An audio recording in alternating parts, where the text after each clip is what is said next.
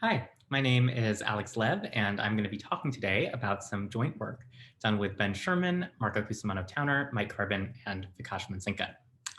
And I want to begin by looking at an analogy between probabilistic programming and differentiable programming.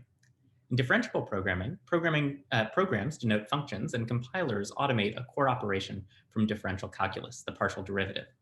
This turns out to be really useful for implementing many higher level algorithms, such as gradient descent, atom, or HMC.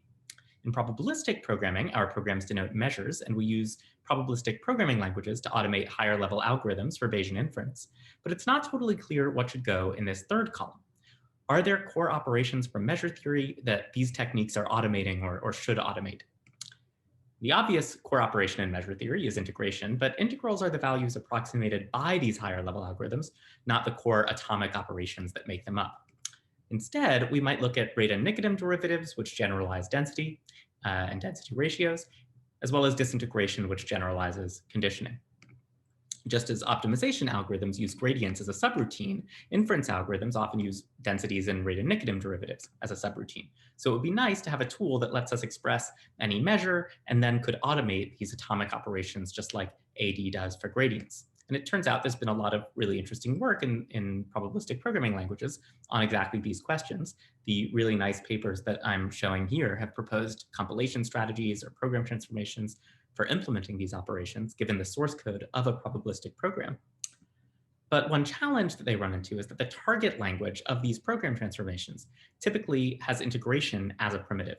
And since integration can, in general, be really hard, these program transformations can spit out terms that we don't know how to evaluate. And that's not really their fault. Integration is baked right into the semantics of probabilistic programming. It's the meaning of sequential composition. And so the upshot, though, is that even these local operations like Radon-Nikodym derivatives can require global integration over all of the intermediate latent random choices that a program makes. And this is where I think the analogy with AD has to break down. If I write an optimization algorithm with gradients, the optimization may be hard, but one step of the algorithm will always be tractable. The gradient operation is not itself this insurmountable bottleneck. But if I write an inference algorithm that asks for a Radon-Nikodym derivative between two arbitrary measures, as I might if I'm writing MCMC with a custom proposal, for example, then even one step of inference may end up being intractable. And that's why most probabilistic programming languages don't let me ask for arbitrary Radon-Nikodym derivatives between measures or run MCMC with completely arbitrary proposal distributions. That would end up sacrificing this one-step tractability property. Instead, probabilistic programming languages tend to impose some restrictions on modeling and/or inference to ensure that running one step of an algorithm remains tractable. And let me give you a concrete example of this. This is a probabilistic program called add typos. As its name suggests, it takes in a string, flips a coin to decide whether to leave it be or add typos. If it chooses to add typos, it samples a kind of typo, a location, a letter, performs the typo, and then it makes a recursive call to do the whole process over again. And eventually one of these recursive calls is going to terminate in flipping this coin true, and it will return the resulting string. Now, add typos can be viewed as a kind of Gaussian noise distribution, but on strings, adding noise around a true string instead of a true numerical value.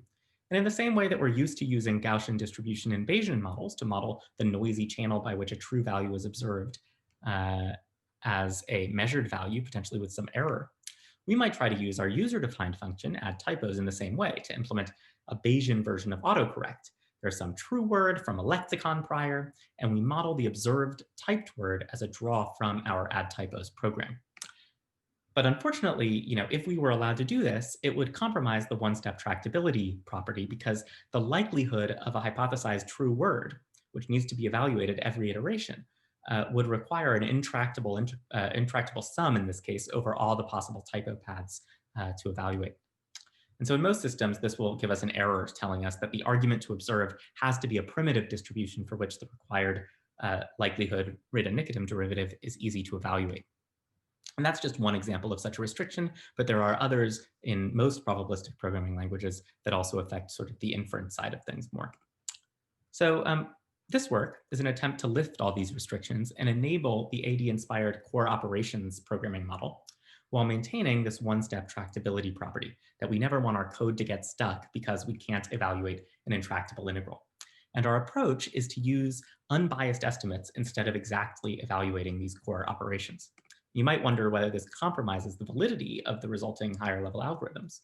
But the good news is that in general, the answer to that is no. Many of these algorithms are still sound, even if you just have unbiased estimates. But of course, the quality or convergence speed of the algorithm will depend on the variance of the estimator. So we want to make sure that we have some story for how the user can control that variance.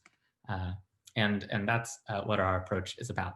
So our approach has two parts. First, we're introducing a new mechanism for user-controllable correct by construction estimation of these operations, which looks something like this. If the user has a probabilistic program P, and they want to support these core operations on P, they can write a tower of helper probabilistic programs, which we call an inverter tower for reasons that I'll get to in a minute. And the point is that using this tower, we are able to automate correct by construction implementations of three core operations. The first is marginal density estimation with respect to an input-based measure mu.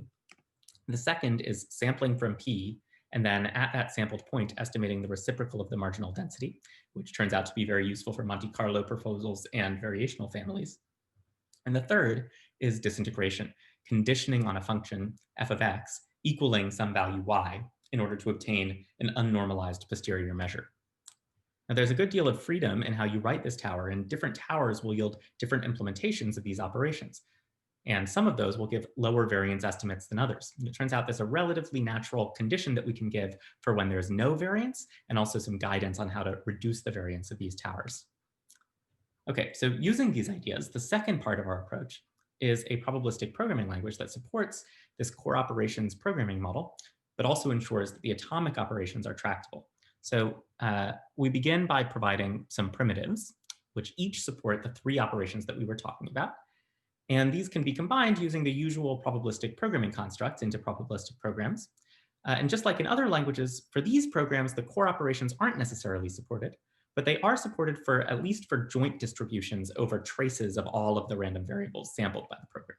Okay. Now, what the inverter tower construction enables is that we can use these programs to construct a tower. And this tower, again, supports our basic operations, making them kind of like primitives. Right?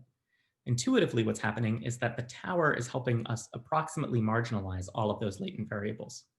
Now, once you have this tower, you could just treat it like your measure of interest and write your inference algorithm.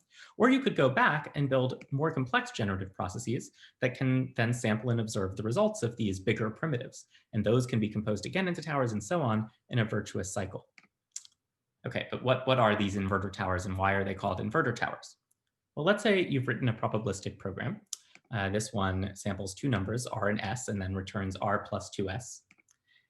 To create an inverter tower, we begin by attaching a second probabilistic program, an inverter, whose job it is to accept as input the return value of the first program, then make its own random choices, then compute its own result. And the goal here is to return a plausible trace of the model consistent with the observed return value 2.1. And by trace here, I mean a list of the return values of the probabilistic callees of the model. Now, this inverter is itself a probabilistic program, which means we can imagine writing an inverter for it, which takes in the return value of the first inverter and infers a trace consistent with that return value. The second inverter happens to be deterministic. So now we finished creating the tower. Okay. So why does having an inverter tower help us automate this core operation from measure theory, or these core operations from measure theory? Well, suppose we have a tower starting with a program P. And note that even without P, the rest of the tower is itself an inverter tower for the program Q, which means that by induction, Q, we can assume already supports all of our core operations. Now, the original program P doesn't support them, but it turns out that its joint measure over all of its traced random choices does. This doesn't require any marginalization. And it turns out that the core operations on P, the marginal distribution denoted by P, can be implemented using the core operations on its joint trace distribution together with the core operations on its inverter Q. For example, to estimate dp d mu at a point x, we can simply disintegrate the joint distribution to condition it on returning the point x, and then implement a simple importance sampler with Q as the proposal distribution. And the importance weight, its expected value is precisely dp d mu at x. In our example program, this process yields this estimator, which for this simple case is essentially a vanilla importance sampler, except that it also includes some necessary terms that are the result of an automatic differentiation pass performed during the disintegration. A slightly different process is used to derive the reciprocal density estimator, but the overall picture is the same. And importantly, inverters don't need to be perfect for the estimators to be correct. But improving the inverters by making them closer to the posterior will lead to lower variance estimators. And in fact, by customizing the inverter tower, it's possible to recover many sophisticated estimators from the literature.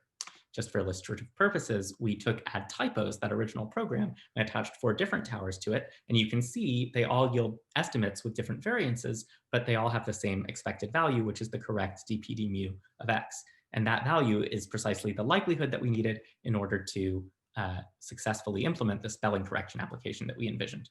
And this pattern of building programs like add typos, then attaching towers to them so they can be used in flexible ways, is the intended usage pattern of our proposed language design, which features kernels, the things that support our various operations that include primitives, deterministic functions, and towers, as well as generative processes, which use the kernels by sampling from them or observing their values, but can be composed using the ordinary sort of monadic return and bind operations.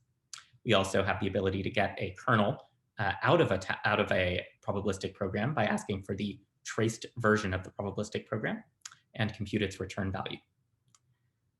For kernels, we can then implement or provide implementations of our 3 core operations that behave kind of like higher order functions, which is the core of our expressive core calculus for probabilistic programming. Now, there are lots of interesting questions that I'd love to discuss with people during socials, so please come and chat, and thank you for listening.